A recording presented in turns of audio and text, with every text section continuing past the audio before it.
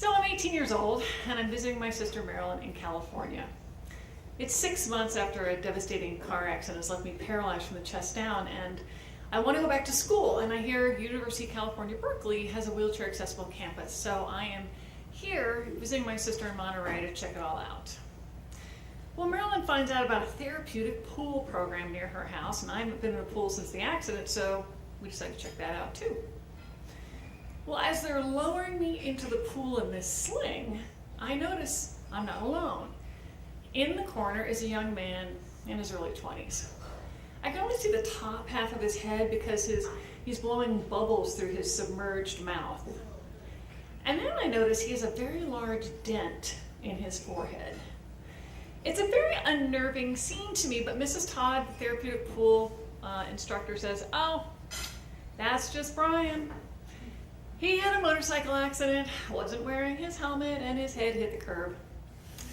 His brain injury makes it hard for him to speak and move his limbs, so he just likes to hang out in the pool and blow bubbles."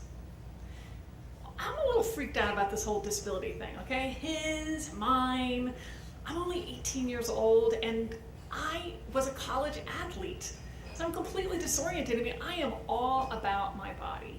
As a kid, I climbed trees, did judo and gymnastics. I loved doing a back layout on the trampoline. In high school, I played field hockey, volleyball, and track.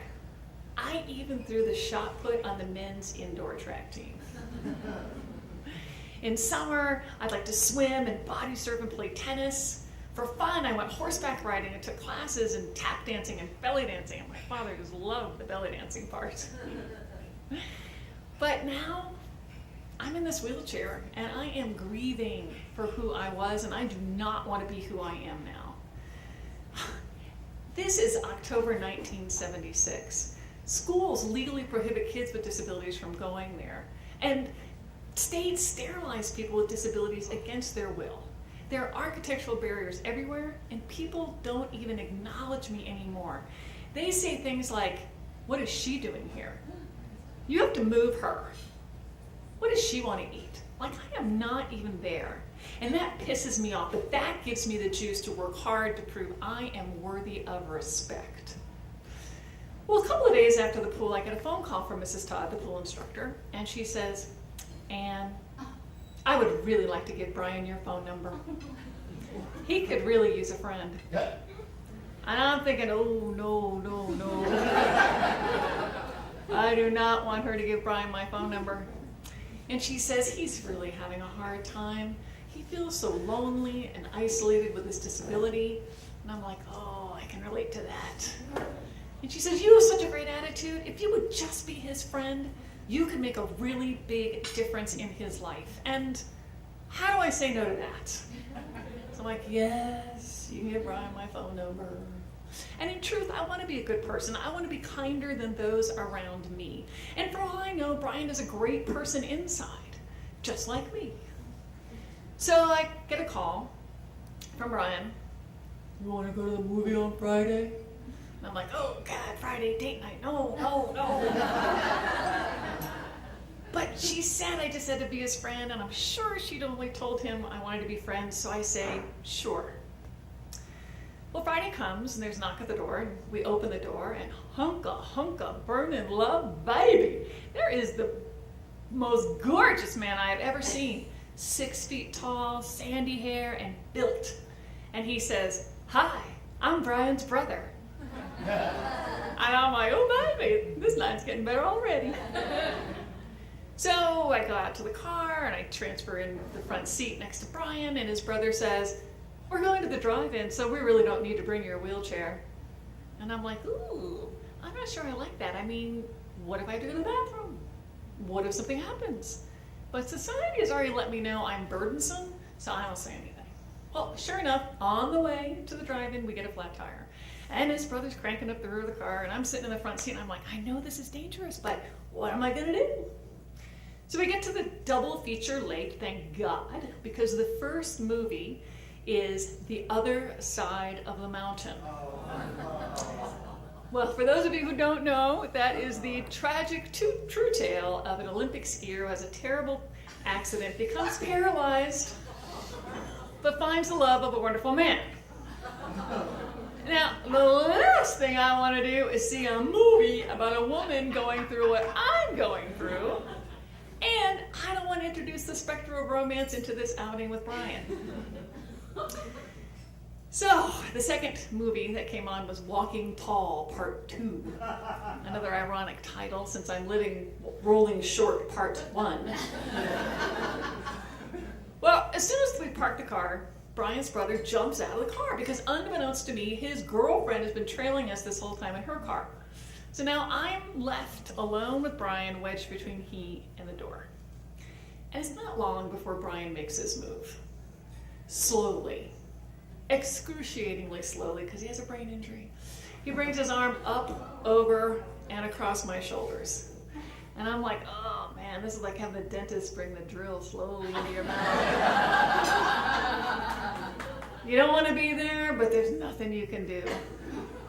And then it hits me how perfectly Brian and his brother have maneuvered me into being alone with him, wedged right up next to him. And it pisses me off, but then I think, maybe before his accident, Brian was hot like his brother. Maybe he wore a Harley jacket and tight jeans and strided his motorcycles, and girls clamored for just this kind of attention from him. Because inside, his hopes and dreams and self-image are all the same as they were before the accident, just like me. Well, once his arm is in place, Brian starts asking me questions. Lots of questions. What's wrong with you? How long ago? Was it your fault? How long were you in the hospital? How tall are you? And I answer these questions for a while, and then I get exasperated. I'm like, enough with the questions. Well, then my legs start spasming. And Brian says, cut it out. And I'm like, well, Brian, I'm paralyzed. I can't control my legs. And, it's a spasm, and my legs keep spasming. He goes, I said cut it out. I'm like, I could, but if I can't, So then Brian tells me, well, I told that doctor I wasn't going to take that Dilantium no more. And I'm like, well, what's Dilantium? Anti-seizure medication.